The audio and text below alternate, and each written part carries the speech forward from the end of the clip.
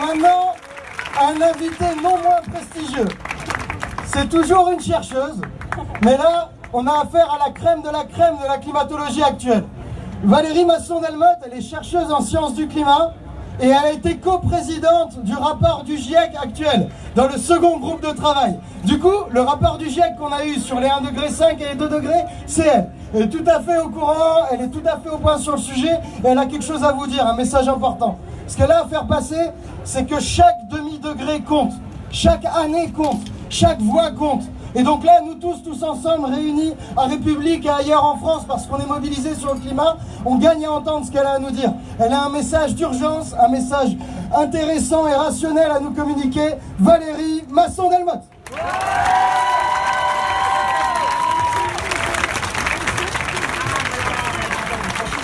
Alors il y a plus d'ambiance place de la République que lors d'une session d'approbation d'un rapport du GIEC par les délégués des différents pays. Merci. Alors qu'est-ce que c'est que ce rapport sur 1,5 degré? Il nous a été demandé par la COP 21. 2 ans et 10 mois après cette demande, on vous le donne. Merci de l'utiliser, de le distribuer, de le faire lire. Dans mon dos, il y a le lien pour y accéder. Le résumé pour décideurs, les 10 questions fréquentes, tous les chapitres, 400 pages. Qu'est-ce que c'est? C'est 91 auteurs de 40 pays différents, moitié pays du Nord, moitié pays du Sud. Qu'est-ce qu'ils ont fait? Ils ont associé 133 contributeurs. Ils ont passé en revue 6000 publications scientifiques. Ils ont bénéficié des apports de 1000 relecteurs et experts de gouvernement avec 42 000 commentaires. Et ce rapport, il est scientifiquement si solide qu'il a été approuvé par les représentants de 195 pays lundi dernier. Qu'est-ce qu'il nous dit?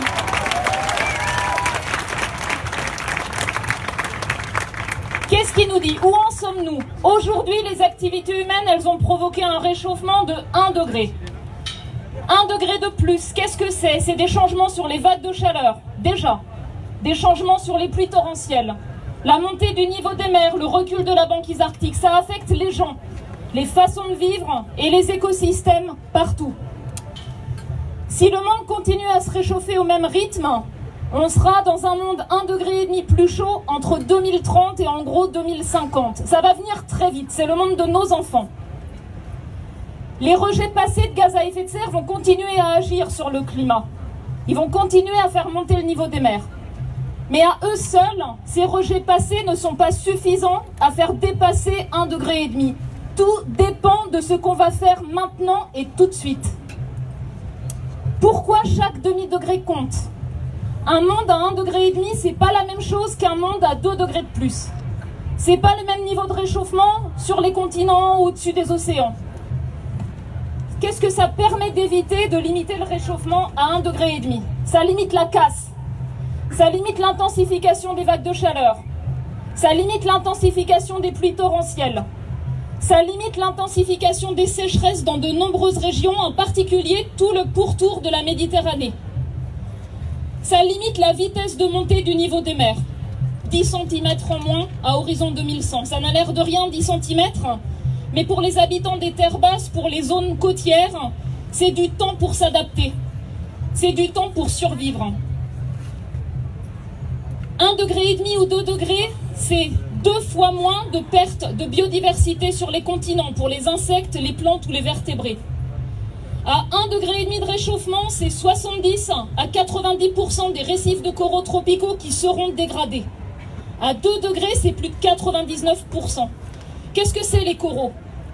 Ça protège le littoral, ça permet d'avoir des ressources en pêche, ça permet d'avoir des activités de tourisme, mais c'est aussi la beauté du monde qui est en jeu.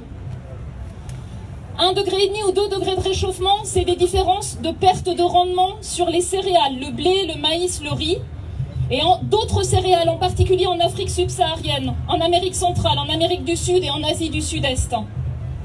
C'est 2 fois moins de population mondiale exposée au manque d'eau, entre 1,5 degré et 2 degrés de réchauffement. C'est des implications très différentes sur les pertes de tonnage de pêche, en particulier dans les régions tropicales. Limiter le réchauffement à 1,5 degré par rapport à 2 degrés, c'est éviter d'exposer des centaines de millions de personnes, à la fois au risque climatique, mais aussi au risque de tomber dans la pauvreté. pauvreté. C'est un enjeu de développement pour tous et partout. Pourquoi chaque année compte? Parce que pour limiter le réchauffement planétaire à 1,5 degré, qu'est-ce qu'il faut? Il faut que les émissions mondiales de dioxyde de carbone, au lieu d'augmenter comme ça a été le cas au cours des décennies passées, atteignent un pic et baissent très fort, divisé de moitié d'ici à 2030. 7% de moins chaque année. Chaque geste compte, chaque décision compte, chaque année compte. Une année, c'est 42 milliards de tonnes de dioxyde de carbone dans l'atmosphère. Si on veut stabiliser l'évolution du climat, il faut aller vers le net zéro.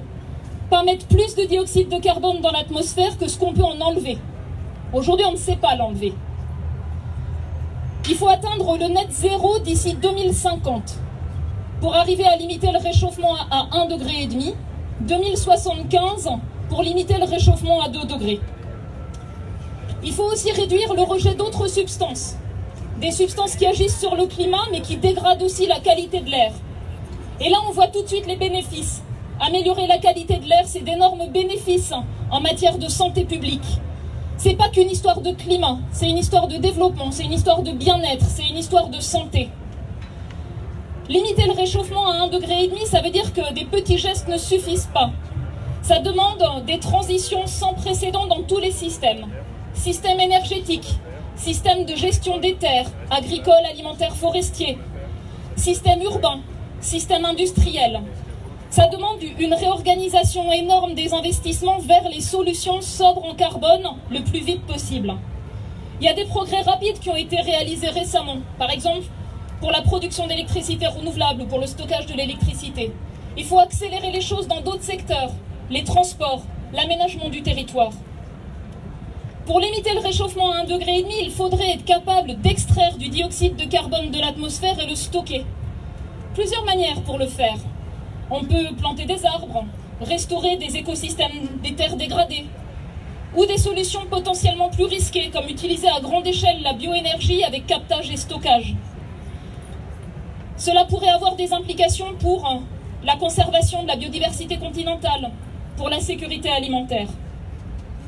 Pourquoi chaque année compte? Parce que les promesses des différents États faites dans le cadre de l'accord de Paris ne suffisent pas. Elles ne nous mettent pas sur une trajectoire pour faire baisser les émissions mondiales de dioxyde de carbone de moitié à horizon 2030. Même avec des actions qui seraient extrêmement ambitieuses, après 2030, ça ne suffit pas. Pour éviter de dépasser 1,5 degré dans quelques décennies, pour éviter de reposer sur des technologies aujourd'hui qui n'existent pas, pour extraire du dioxyde de carbone de l'atmosphère, on peut agir aujourd'hui. Et il y a des clés dans tous les secteurs d'activité, à l'échelle des citoyens, des collectivités, des entreprises, des collectivités territoriales, de l'État, pour réduire les rejets de gaz à effet de serre dès aujourd'hui dans tous les secteurs. Pourquoi chaque choix compte? Parce que les impacts du changement climatique et la manière dont nous y répondons sont étroitement liés aux objectifs du développement durable. Le premier, éradiquer la pauvreté. Le deuxième, la sécurité alimentaire, etc., etc. C'est intimement lié.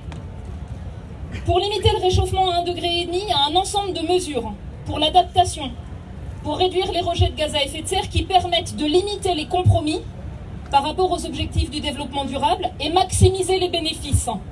C'est la notion de transition qui sont éthiques, de transition qui sont justes, de transition qui protègent les plus pauvres et les plus vulnérables partout. C'est pour cela qu'on ne peut pas séparer climat, développement durable, préservation de la biodiversité. Tous ces aspects sont intimement liés. C'est d'autant plus efficace quand les pouvoirs publics nationaux épaulent les collectivités locales. On a besoin de tous, les pouvoirs publics, les collectivités locales, vous, chacun, dans vos comportements, dans vos choix, les associations, les entreprises, les communautés locales, pour porter des actions plus ambitieuses. On a besoin de solidarité, on a besoin de coopération, on a besoin de transfert de technologie, d'augmentation de capacité, de coopération internationale. Parce qu'il faut que tous agissent vite, le plus vite possible. Vous avez compris que chaque demi-degré compte, que chaque année compte, et que chaque choix compte sur la manière dont ces choix sont faits. Ne pas agir aujourd'hui, qu'est-ce que c'est? Et je vois beaucoup d'enfants, beaucoup de jeunes. Ne pas agir aujourd'hui avec les leviers qui sont là, ça veut dire que le fardeau des jeunes générations augmente. Les exposer aux conséquences irréversibles d'un réchauffement de plus d'1,5 degré, ou les exposer à agir avec des options risquées demain. C'est un enjeu de génération, de solidarité entre les générations qui est devant nous.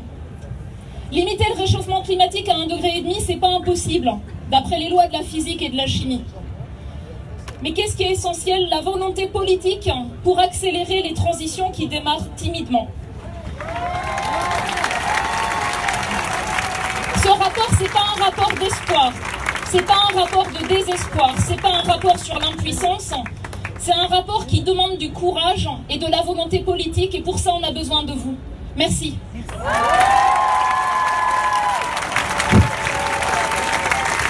Merci. Merci à vous Valérie. Donc vous voyez,